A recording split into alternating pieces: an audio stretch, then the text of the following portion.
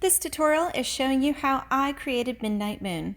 It's an acrylic painting over a ampersand board that I gessoed. I airbrushed with gessoed, and if you tune into my video that I did last week, it shows you how I created the thinned out gessoed mixture and put it in the airbrush to cover some artwork I really did not like.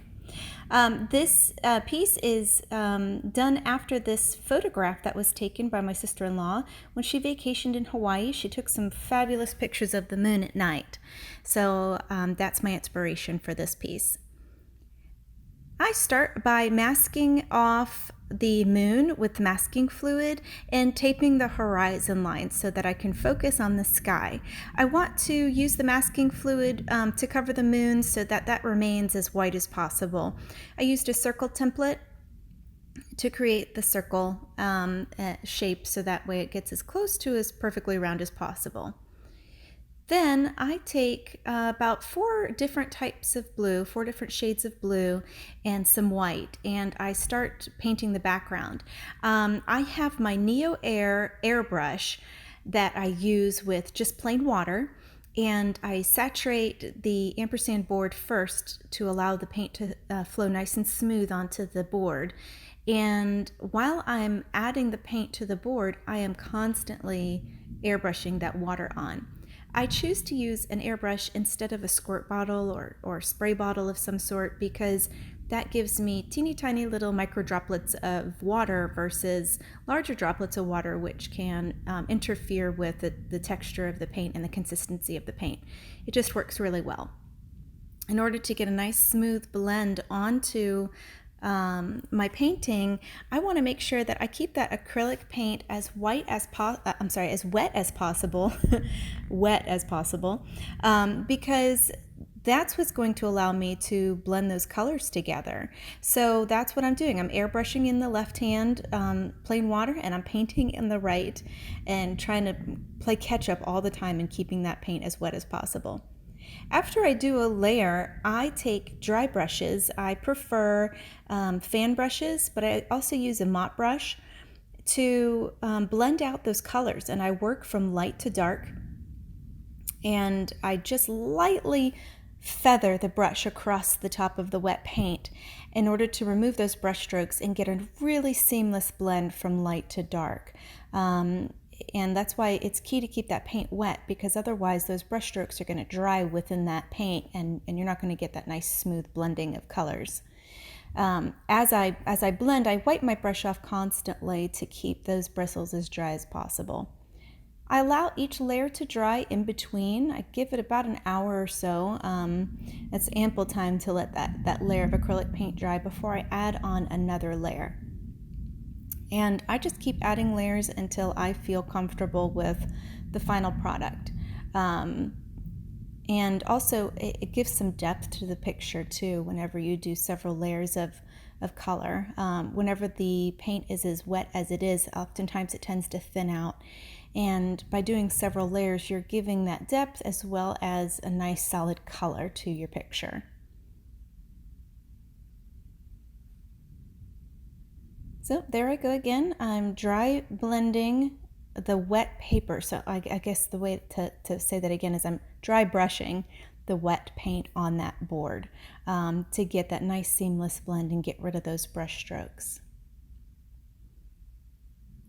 So I'm using a little bit of black in the corners, and after my last layer I felt like it was a little too dark, so I'm just going over it one last time with a really thinned out layer, almost like a glazing layer of that lighter blue blend that's closer to the moon, to lighten it up just a smidge. I don't want it to be so dark.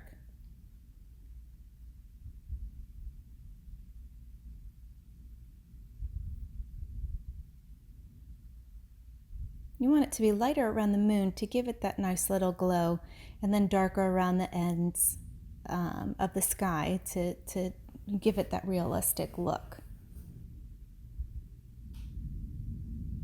If you make it all one color, it's probably not going to look as realistic. Having a variation of tones in the sky gives it some depth and interest.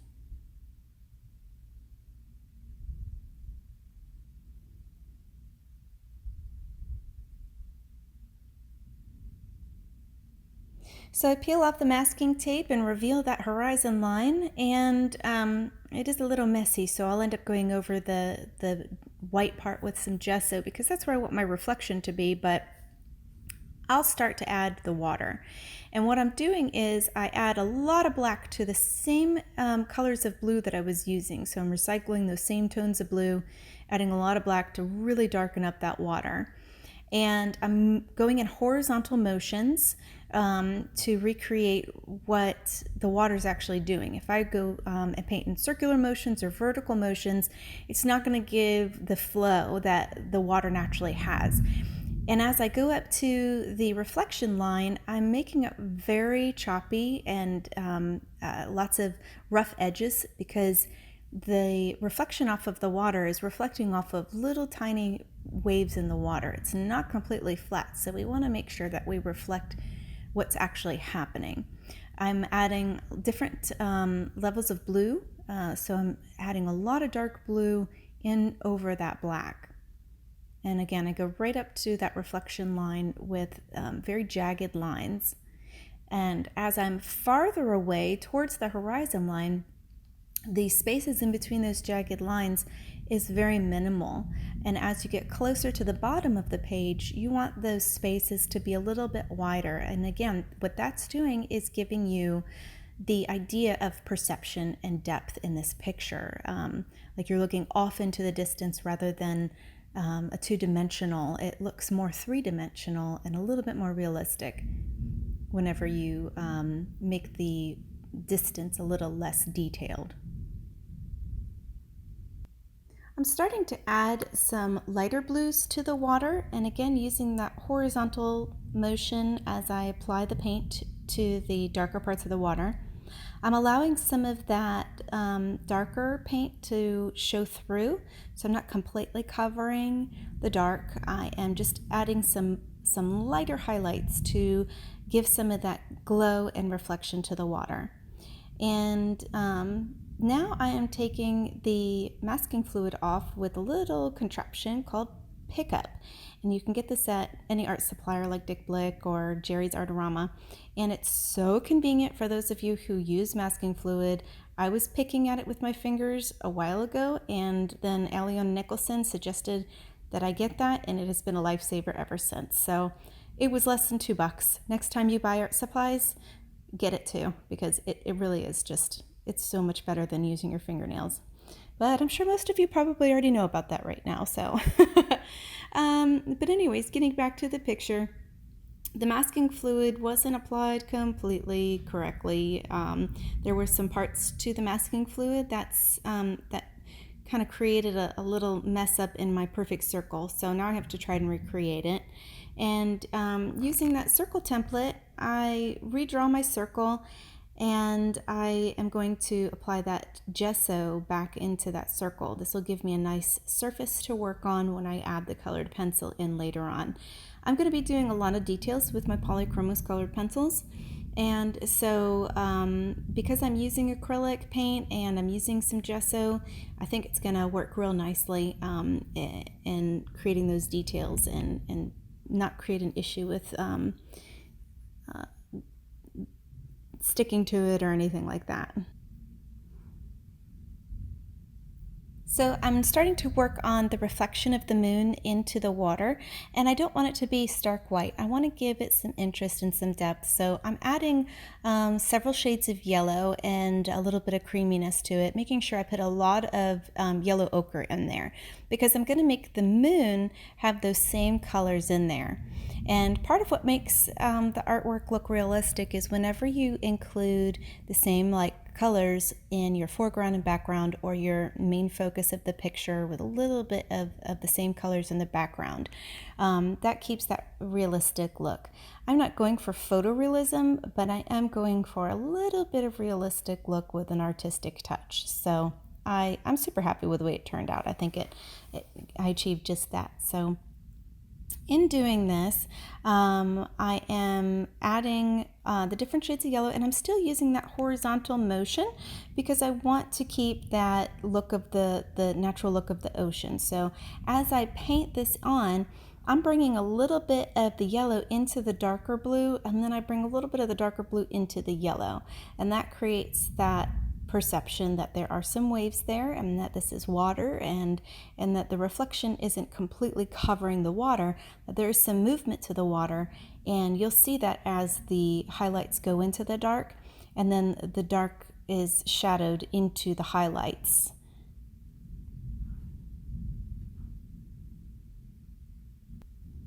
After I've given the acrylic paint plenty of time to dry, I take my Polychromos colored pencils with a really sharp tip, and I start to color in the rest of the details of the water. I am using a lighter blue around the edge of the glow to allow that water to be illuminated a little bit and bring in some of the highlights from the sky into the water. And again, as I'm doing this, I am adding the blue over the reflection, and then the reflection will be added over the blue, and it sort of crisscrosses over each other in a jagged pattern to create that illusion that there's movement in the water. The water isn't very rapid, but there is some movement because it is the ocean, so I want to make sure that I give the viewer that impression. If I feel like that I have made too bold of a line or anything like that, I just use my finger and I smudge it out a little bit, and it works pretty well. As far as this being archival, or if the binding properties are long lasting, I'm not too certain about that. So if you're uncertain about this method, it's a great way to practice mixing your media. And you can always make prints if you want to sell your artwork. For me, I'm just messing around, having a good time, trying to reuse this board that I was unhappy with when I used it with colored pencil. So I'm not really, I probably spent just a couple hours making this piece. So I don't usually sell my artwork, so I'm not too concerned. But for those who are wanting to improve your art skills, if you're unsure about it, ask a professional, and if you want, just make prints and sell your prints and then keep the original for yourself. So that's pretty much what I do. I just keep everything and hang it up in my house and collect my own artwork. I know, that's weird. So anyways, back to what I was saying. See, now you can see I'm taking the darker blues and I am creating the shadows. So whenever the highlights hit the waves, you want to see the peak of the wave getting that highlight, the lighter colors, the whites, the yellows, the glistening. And then underneath that, in order to create that wave, you want to give that shadow, that darker color, so that it shows that there's some height to that water on the wave areas. And then again, moving back towards the horizon line, you want those lines to be very minimal, more straight, less curved, because off in the distance you don't see those details. All you see is maybe some straight horizon line, and then the water that's close to the horizon line is just there's hardly any movement that you can tell. So make sure that when you're going off in the distance, those lines are super straight, and then coming up towards the bottom, they can be as wavy as you want. I use more tape and rulers to create those straight lines off in the distance because I want to make sure those lines are straight as possible. After this acrylic paint has completely dried, I can apply that tape on there and then paint over it and peel it off right away without it hurting the layers underneath. So I'm real careful not to do that as I lay the tape over it. And then I just keep adding more details with the colored pencils. I'm using a new software because Windows has discontinued my movie maker that I've been using, and I'm starting to practice with Premiere Pro. It is a very difficult program to learn, but this is my first movie making with the Premiere Pro, so it's slow learning, but I'm getting there. But anyways, going back to the art piece, I had added the details to the moon with colored pencil, and I blended them out a little bit with powder blender and then added some more color to create some depth. So there's about 3 or 4 different shades of browns and grays in the moon with a little bit of that yellow ochre up top. And now I'm taking a straight edge and I am mapping out where I'm going to be putting my clouds. I'm actually taking brushandpencil.com's titanium white powdered colored pencil and powdered blender, and I'm applying it with those sponge applicators that come in your brush and pencil painting kit. And this is exactly how I started mapping out the clouds. It blends beautifully over acrylic paint. Now again, whether it's archival or whether its bonding properties are long lasting, I'm not sure, but I do love the way that this stuff works over acrylic paint. So that's what I'm doing here. The areas of the cloud that are going to be facing the moon and are closest to the moon, I want to make sure those are most highlighted. And then in the clouds where the light doesn't reach, I want to make sure that those are deep dark blue with a little bit of gray. So I vary the clouds colors with like an indigo blue and a deep midnight blue and even a little bit of black, and then I do a middle tone of the grays, and then right as I get up to the parts that are having the reflection go through the clouds, I use a little bit of white, and then I take that brush and pencils titanium white colored pencil, powdered colored pencil, hello, and that touch-up texture, and I create that paint-like mixture, and that's when I add the highlights of the brightest areas. The clouds that are right below the moon get a touch of it, and I paint in a little bit of stars, and right on the horizon line I also add that to the reflection of the water.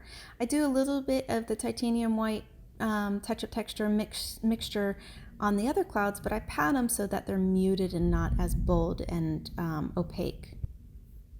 And I'm just using a really teeny tiny liner brush to create those details. I paint onto the moon where the sun would be hitting from the other side of the earth, and you can see the brightest part of the moon. And I make sure that I paint so that it looks like a sphere. So I go from the focal point of the moon, which is right at the base, a little to the right, and then I paint strokes around it in a curvature motion so that it looks like that gives that sphere appearance and a little bit more realistic look to the moon. Then I'm going back with the straight edge, and I'm just adding the last little bit of highlights, making sure that I get really straight lines in that ocean because I felt like it just wasn't as straight as I'd like it to be. So that way it gives that realistic appearance of having nice straight lines all throughout. Don't be afraid to use your measuring tools. They're great little tricks to making sure you have straight edges and perfect circles and things like that. I take a little sponge and I blend out some of the areas that need a little bit of softening. And I just add a little bit more details to this piece. So again, this was a really fun piece to make, and I hope you learned a few tips and tricks on how to create with acrylic paint and mixing your medias. And thanks for watching. And if you like, subscribe and stay tuned for more videos. I try to make videos once every couple of weeks, or at least, the very least once a month. So stay tuned. Thanks for watching.